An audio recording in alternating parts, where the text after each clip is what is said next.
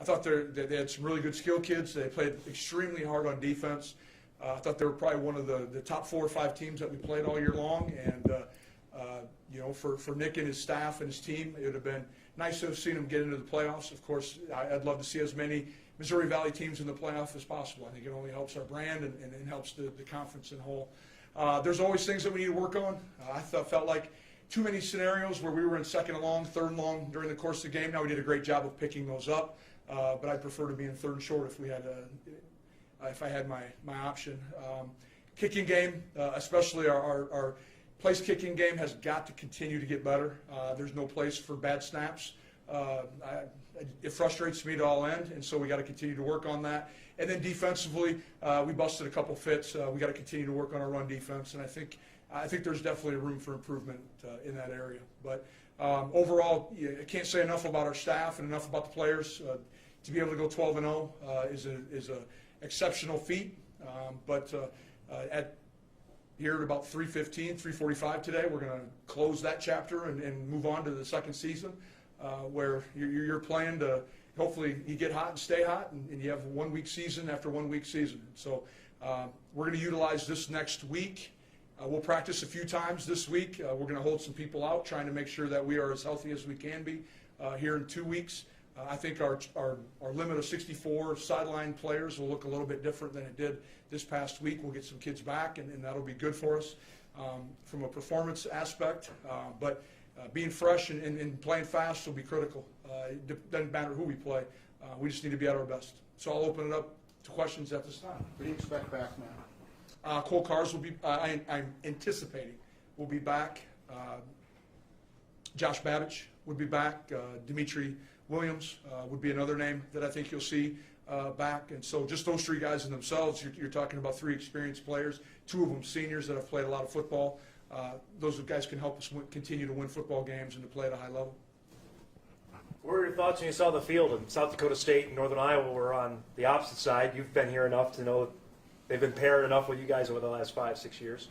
I don't think I really put a whole lot of thought into it. I was surprised, probably like everyone in the room. Was anticipating some way, somehow, we were going to have to end up playing the Missouri Valley team. And so that's what I was prepared for. You going to this week, Matt, more of a self-scout, or is this something that you're going to try to look at both of your potential opponents? We'll look at both of our potential opponents. It helps a little bit that we've already looked at one of them, even though it was 8 weeks ago or so. But we'll take some time to look at them. I spent the day kind of doing some self-scout for our defensive staff, just trying to help those guys out a little bit, and have some things in the works as far as offensively. So just trying to see what we're good at, what we need to continue to improve at, do a good, thorough analysis of what's gotten us to this point. But I'm sure there's things that we can continue to identify as issues within the football program.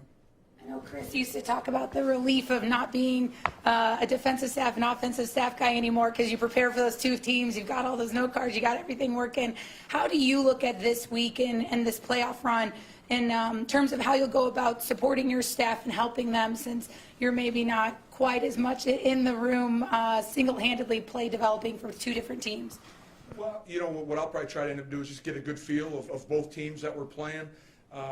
Since Nicholls State is new, we have not played them over the course of my 6 years here. Probably will spend a little bit more time just trying to familiarize myself with who they are, who their personnel are on both sides of the football, any issues that they cause. Then tomorrow spend more time, tomorrow spend more time on UND going forward, and again just trying to see how they've evolved from early in the season till now. I think they have a little more continuity at the quarterback position than they probably did earlier in the year, and see just how that affects them from an offensive standpoint. But I'll try to spread my time amongst all 3 phases the best I can, so I'll treat it much like I would a normal week. You talked about the missed fits in the run game. Was that strictly on you guys, or did some of it have to do with the way Southern Illinois did the Wildcat stuff with all the different formations and all that stuff? It was less. It was not the Wildcat runs. It was the 2 runs they had late in the 4th quarter that they popped. One was like a 30-yarder with their senior running back. Part of it was they jumped us. I don't think we were ready for them to go no tempo for that snap. We got into a call that probably isn't a great tempo call. And we learned a great lesson. At least our post player was able to knock it down. But, the Wildcat stuff, I think what do you have, 22 carries for 119 yards. We knew he was going to get his. He's a really good football player. If you want to call him a running back, call him a hybrid quarterback, whatever it might be. But I thought we did a decent job of containing it. There was a couple missed tackles that are always part of it. But I thought we were much improved from defending the quarterback run than we might have been 3 or 4 weeks ago. How did you health-wise come out of SIU, Kobe and Josh Hayes specifically? Well, I know our medical staff came over and said Josh Hayes was done, and then we had the goal line stand, and I saw him out there chest bumping everyone. So I need to probably ask our medical staff if he was really done, or I think that was just probably being safe, especially we were up by 2 touchdowns, and it was in the last few minutes of the game. But from all understanding from talking to Bobby and our medical staff, I think both Josh Hayes and Kobe will be available for our first game or the second round game. How valuable is this time of the year, Matt, after going through 8 straight games to kind of, have a reprieve, have a bye, and kind of get ready for the postseason? You won't be able to find me on Thanksgiving. That's how important it's going to be. Not physically for our kids, and we're going to hold probably 6 to 8 of them out of practice. More seniors than anything. I mean, I'm afraid to look at how many snaps the guys like James Hendricks has played over the course of the last 2 years, or a Jabril Cox or a Derek Tuska, or even some of our offensive linemen who now hit the 700 plays mark over the course of the year. So we're going to try to be really smart in pulling back a little bit, but still demanding them to pay attention, to be locked into different game plans, to see pictures, so that way when we do practice and get things cranked back up on Saturday, we'll be ready to go. So you saw how Chris handled bye weeks after the regular season. Are you changing as a head coach, adjusting anything from what he did? No, we're going to practice the same number. The only difference, and it was more driven by the NDSU as an institution, is in my previous 5 years we had school on Wednesday, and so we didn't practice till Wednesday afternoon. All we've done is move that practice up slightly, so that way then we're not the only ones on campus, and we're trying to find meal service and those things. And we can get our kids on the road a little bit quicker, so they're not driving nearly as late. But as far as the plan, it's going to remain very similar to what we've done. As far as practice structure, I think we'll probably practice anywhere between 15 to 16 periods. Now, as a head coach going into the playoffs, what previous experience do you take from being a coordinator in that position? Well, you got to be ready every week. It's 1 week seasons and one and done, and so you have to flush it real quick. There's some of the things we do on Sundays change. There's less evaluation or self-scout that happens during the playoffs. It's win and immerse yourself in the next opponent and keep your head down and keep going, and maybe on Christmas Day or something you might get a chance to come out of your hole. But we'll continue to work hard and hopefully put our kids in a situation to be successful. If I can ask you to get a little sappy so I have something to run on Thanksgiving, can you look back on this year and touch on what you're thankful for with this group, with those who have supported you? Thankful for our staff, unbelievable, good friends. I could go through all of them, and there's a moment where all of them have helped me be a better football coach and a better head football coach. My family, Brenda is a rock star, takes care of the boys, which is a handful in its own, and I think they do it intentionally, drive her nuts. But the administration, to allow a guy who's never been a head football coach an opportunity to be the head football coach at the best football school in the country. They took a shot at a guy that, I'm enjoying it. Matt, I appreciate it. So there's a lot of people, and I know I've missed a lot of people that have been our fans, the people, Rob in the back who run the dome and get us in there. Wink, wink. We'll continue to use it as long as it's available. But I could go on. But it's been a neat experience, and I don't think anyone's ready for it to be done. Was being a head coach what you expected it was going to be, or have you woken up some mornings going, holy man, what did I get myself into here?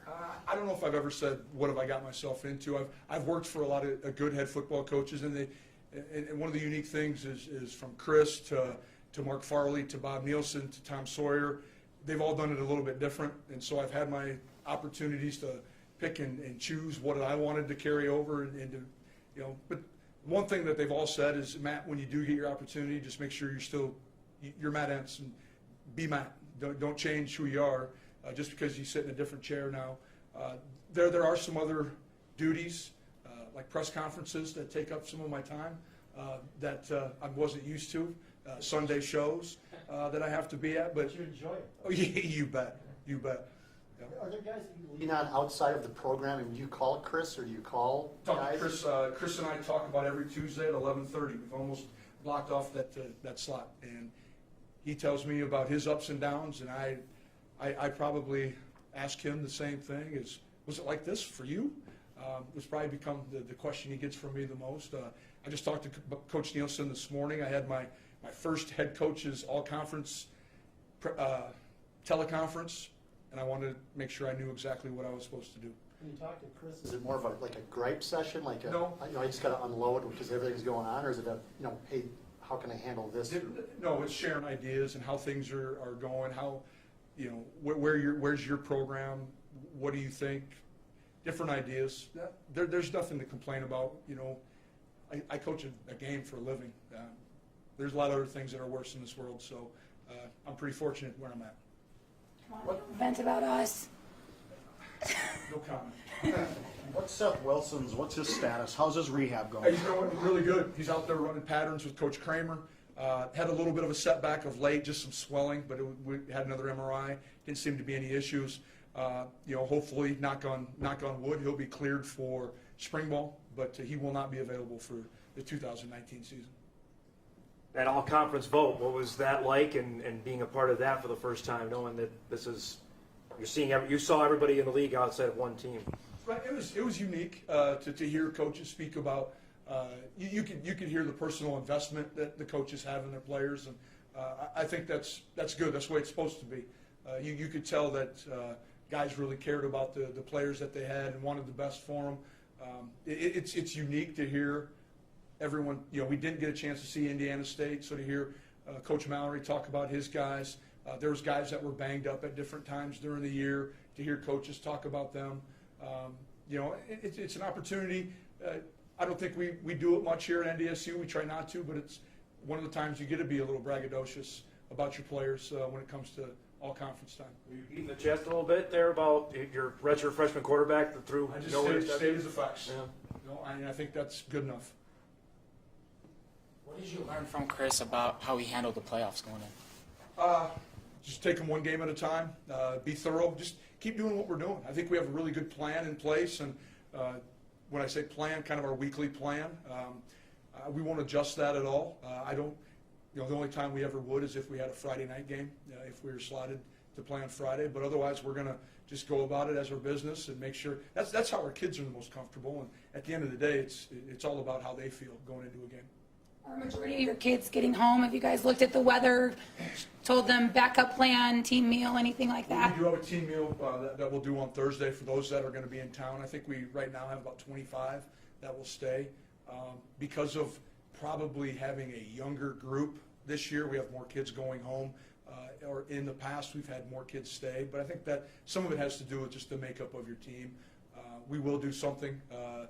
Coaches' families, myself, all our coaches and their families, and then any players that are in town will get together and have a Thanksgiving meal.